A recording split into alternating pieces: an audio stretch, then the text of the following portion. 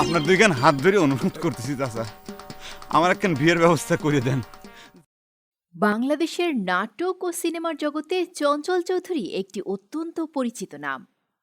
তার অভিনীত মনপুরা, ভাঙন, রূপকথার গল্প, আয়নাবাজি সহ অসংখ্য নাটক ও সিনেমার গ্রামীণ প্রেক্ষাপটে ফুটিয়ে তোলা চরিত্রগুলো তাকে দর্শকদের কাছে অত্যন্ত জনপ্রিয় করে তুলেছে। আজ আমরা জানব তার জীবনের গল্প এবং কিছু অজানা তথ্য। আজ তার ৫০তম জন্মদিন। চঞ্চল চৌধুরীর সকল দর্শকদের পক্ষ থেকে জন্মদিনের প্রাণঢালা শুভেচ্ছা। শুভ জন্মদিন চঞ্চল চৌধুরী।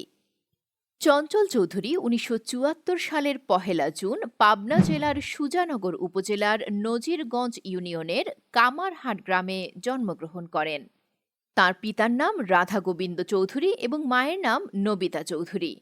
ছোটবেলা থেকেই তিনি বিভিন্ন বাদ্যযন্ত্র বাজানো, অভিনয় এবং গান গাওয়ার প্রতি প্রবল আগ্রহী ছিলেন।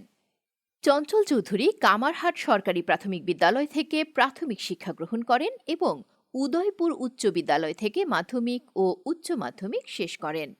এরপর তিনি ঢাকা বিশ্ববিদ্যালয়ের চারুকলা ইনস্টিটিউটে ভর্তি হন। তার বাবা মা চেয়েছিলেন তিনি ডাক্তার হবেন, কিন্তু চঞ্চল চৌধুরীর অভিনয়ের প্রতি ভালোবাসা দেখে তারা তাদের সিদ্ধান্ত পরিবর্তন করেন। চঞ্চল চৌধুরীর অভিনয় জীবন শুরু হয় মঞ্চনাটকের মাধ্যমে। ফজলুর রহমান বাবুর মাধ্যমে তিনি পরিচিত হন মুস্তাফা সারওয়ার ফারুকী এবং গিয়াসউদ্দিন সেলিমের সাথে। এরপর থেকে তিনি একের পর এক নাটক ও চলচ্চিত্রে কাজ করতে শুরু করেন। তার প্রথম টেলিভিশন নাটক ছিল ঘাস এবং প্রথম চলচ্চিত্র ছিল রূপকথার গল্প। ২০১০ সালে গিয়াসউদ্দিন সেলিম পরিচালিত মনপুরা চলচ্চিত্রের জন্য তিনি শ্রেষ্ঠ অভিনেতার জাতীয় চলচ্চিত্র পুরস্কার পান। এরপর মনের মানুষ, টেলিভিশন, আয়নাবাজি চলচ্চিত্রে তার অভিনয়ের জন্য ব্যাপক প্রশংসা লাভ করেন। আয়নাবাজি চলচ্চিত্রে তিনি একসাথে ৬টি চরিত্রে অভিনয় করেন, যা তার অভিনয়ের গভীরতা ও বহুমাত্রিকতা প্রকাশ করে।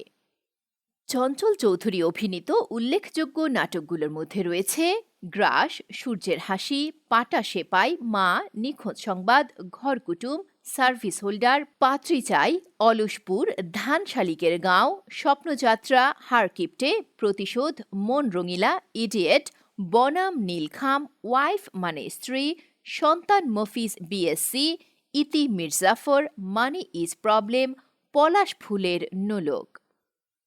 চঞ্চল চৌধুরী অভিনয়ের পাশাপাশি একজন গায়ক, মডেল এবং শিক্ষকও। ২০১২ সালে বাংলাদেশের স্বাধীনতা যুদ্ধভিত্তিক পিতা চলচ্চিত্রে ইমন সাহার সুরে শাওনের সাথে তোর ভেতরে আমি থাকি গানটি গেয়েছেন। এছাড়াও তিনি ২০১০ এবং ২০১২-১৩ সালের মেরিল প্রথম আলো পুরস্কারে উপস্থাপনা করেছেন। চঞ্চল চৌধুরী শুধুমাত্র একজন সফল অভিনেতাই নন, তিনি বাংলা সংস্কৃতির বিভিন্ন অঙ্গনে তার মেধা ও প্রতিভার স্বাক্ষর রেখেছেন।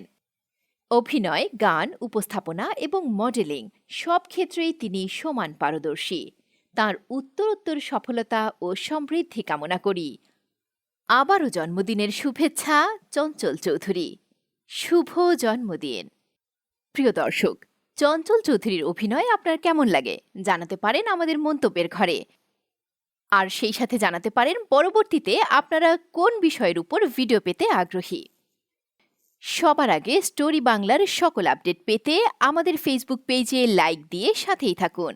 আর সেই সাথে আমাদের ইউটিউব চ্যানেলটি সাবস্ক্রাইব করতে ভুলবেন না যেন। ধন্যবাদ।